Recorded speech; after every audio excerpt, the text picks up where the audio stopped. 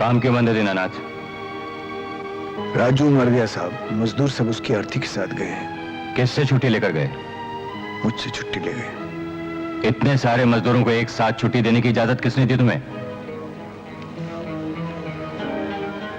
मजबूरी थी साहब। कैसी मजबूरी? जानते नहीं तुम छुट्टी लेने के लिए नोटिस देना पड़ता है? मालिक, मौत तो नोटिस दे के नहीं आती। मैं तुमसे बहस नहीं करना चाहता। इस गुस्ताखी के लिए तुम्हें 10 दिन के लिए सस्पेंड किया जाता है और हर मजदूर की एक एक दिन की तनख्वाह काटी जाएगी। ठीक है, आप मुझको सस्पेंड कर दें, आप कर सकते हैं, लेकिन मजदूरों की तनख्वाह आप नहीं काट सकते मालिक। मालिक हो तुम? मालिक आप हैं। फिर मेरा हुक्म है।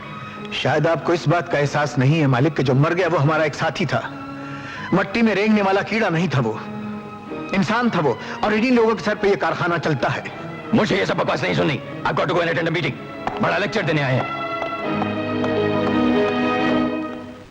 जेंटलमैन, आप लोगों ने रिपोर्ट तो सुन ली। हमें अफसोस है कि इस साल हमारी मिल को काफी घाटा सहना पड़ा। हम ना मजदूरों को बोनस दे सकते हैं और ना ही हिस्सेदारों को डिविडेंड।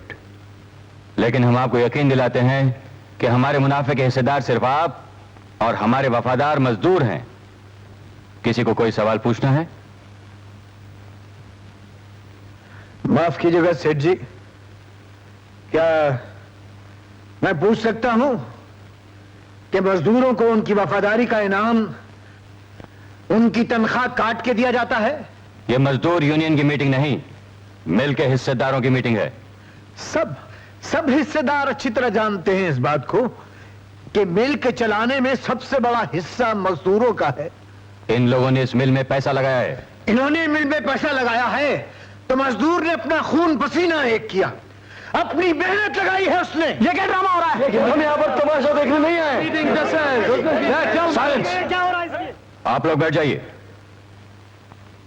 इस मीटिंग में सिर्फ शेयर होल्डर्स बोल सकते हैं, किसी और को बोलने का कोई हक नहीं।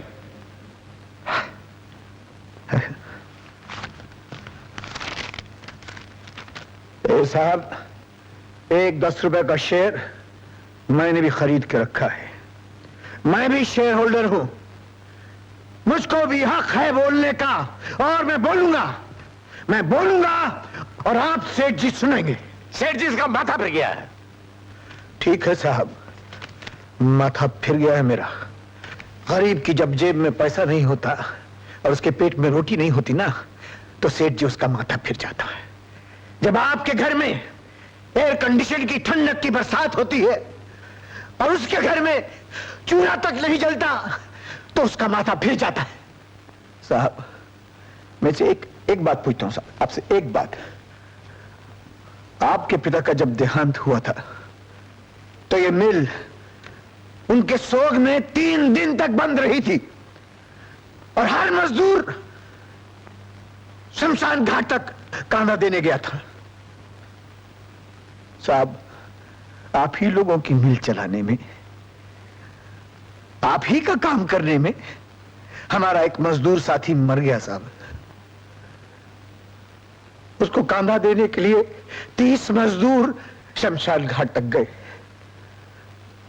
और बड़े साहब ने उन 30 मजदूरों की एक दिन की तनख्वाह काट ली। मैं पूछ सकता हूं आपसे साहब, मैं आपसे पूछ सकता हूं कि ये कहां की इंसानियत है? कहां की इंसानियत है ये? किधर का इंसाफ है ये? चेयरमैन साहब, मैं आपसे पूछ रहा हूं, जवाब दीजिए मेरी बात का। दीनानाथ जी साहब। जानते हो शेयर होल्डर्स की मीटिंग में आकर तुमने हमारी इज्जत पर सरेआम कीचड़ उछाला है। साहब, मीटिंग में मैं मजदूरों का हक मांगने गया था, किसी की इज्जत उछालने नहीं। मैं कुछ नहीं जानता। नौकरी करनी है तो इस पर दस्तखत करो। ये क्या है? क्या माफीनामा? मेरा कसूर क्या है सेठ जी? कसूर?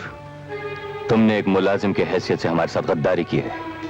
अगर अब इस कंपनी में नौकरी करनी है तो तुम्हें इस पर दस्तखत करने होंगे। सेठ जी, दीनानाथ ने अपने हाथों की मेहनत बेची है। अपने ये हाथ नहीं बेच दिए, अपनी जात नहीं बेच दी। 2 रोटी गंवाकर हमने इज्जत कमाना सीखा है, इज्जत गंवाकर 2 रोटी कमाना नहीं सीखा। दीननाथ, मैं तुमसे आखिरी बार कह रहा हूं, अगर इस मिल में नौकरी करनी है तो इस पर दस्तखत करने होंगे।